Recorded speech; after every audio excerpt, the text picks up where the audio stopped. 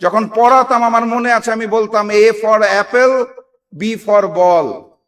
হিন্দুস্তান ভারত আমাদের শিখাতে চায় A for Awami League, B for BNP.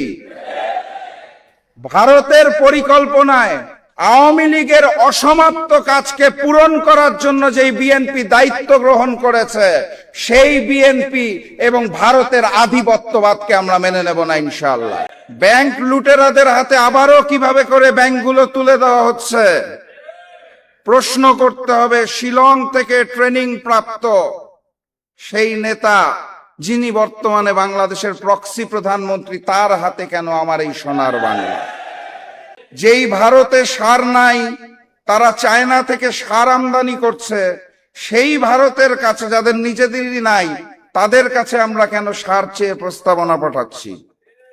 China যখন আমাদেরকে জ্বালানি তেল দিতে চাইলো, সেই প্রশ্নটা আমরা কানে না তুলে, সেই প্রস্তাবটাকে কানে না তুলে কেন ভারতের থেকে জ্বালানি তেলের জন্য আবেদন দিচ্ছি?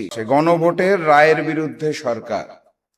এখন যেই গণভোটের পক্ষে আমরা সবাই ছিলাম নির্বাচনের আগে, সেই গণভোটের রায়ের বিরুদ্ধে সরকার হঠাৎ করে কেন গেল, এই বিষয়টা একটু বুঝে দেখতে হবে।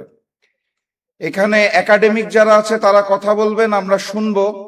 আমি আজকে দীর্ঘ বক্তব্য দিব না, আমি খালি কিছু প্রশ্ন রেখে যেতে চাই আপনাদের সামনে, যে কেন গণভোটের রায় সরকার গ্রহণ না করে সংকটের মুখে ফেলে দিল দেশটাকে। আমাদের যে কথাগুলো কেউ বলবে না, সেই কথাগুলো আমি একটু আপনাদের ধরিয়ে দিয়ে চলে যেতে চাই।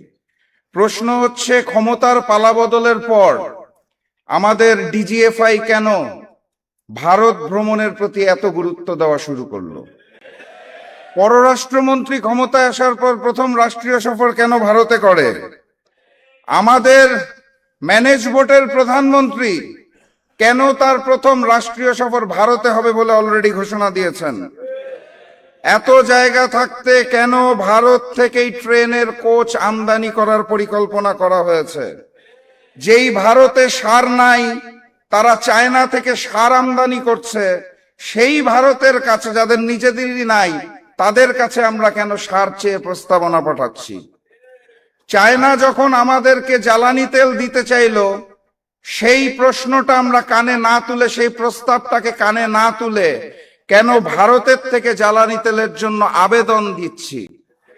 জুলাই জাদুঘর উদ্বোধন না করার পিছনে কাদের ষড়যন্ত্র চলছে?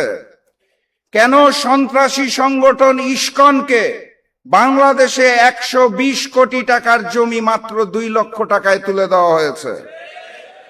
ব্যাংক লুটেরাদের হাতে আবারও কিভাবে করে ব্যাংকগুলো তুলে দেওয়া হচ্ছে প্রশ্ন করতে হবে। শিলং থেকে ট্রেনিং প্রাপ্ত সেই নেতা যিনি বর্তমানে বাংলাদেশের প্রক্সি প্রধানমন্ত্রী, তার হাতে কেন আমার এই সোনার বাংলা? সংগ্রামী সাথী এবং বন্ধুগণ, আমরা আকাশে ওই ঘুড়িটাকে দেখতে পারি, ঘুড়ির সাথে যেই সুতাটা থাকে তার কিছু অংশ দেখতে পারি, কিছু অংশ পারি না। সেই সুতার মধ্যে থাকে ডিপ স্টেট, সরকার, কমিশন, প্রশাসন, মিডিয়া। কিছু কিছু অংশ দৃশ্যমান হয়, কিছু কিছু হয় না। এই ঘুড়ি আর সুতার পিছনে যেই নাটাই থাকে, সেই নাটাইটাকে আমরা দেখতে পারি না। বাস্তবতা এটাই, ক্ষমতার পালা বদলে ওই নাটাইটা এই মুহূর্তে আবারও ভারতের হাতে চলে গিয়েছে। এখন প্রশ্ন করতে পারেন, ভারত কেন গণভোটকে মানতে চাইছে না? কেন তারা জুলাইকে ভয় পাইছে? কারণ খুব সাধারণ। অগাস্ট মাসের 5 তারিখে শুধুমাত্র ফ্যাসিস্ট শেখ হাসিনা এবং আওয়ামী লীগের পতন হয়নি, সেদিন ভারতীয় আধিপত্যবাদ বাংলার জমিন থেকে পরাজিত হয়েছিল। তারা নতুন করে সেই আধিপত্যবাদকে ফেরত পেতে চায়। আমার 2 ছোট ছোট সন্তান আছে, তারা যখন দুনিয়াতে আসে এবং বড় হওয়া শুরু করে, আমি তাদের শিক্ষা দিতাম।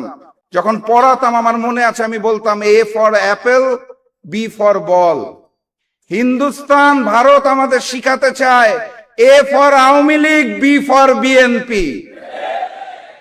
ভারতের পরিকল্পনায় আওয়ামী লীগের অসমাপ্ত কাজকে পূরণ করার জন্য যেই বিএনপি দায়িত্ব গ্রহণ করেছে, সেই বিএনপি এবং ভারতের আধিপত্যবাদকে আমরা মেনে নেব না ইনশাআল্লাহ।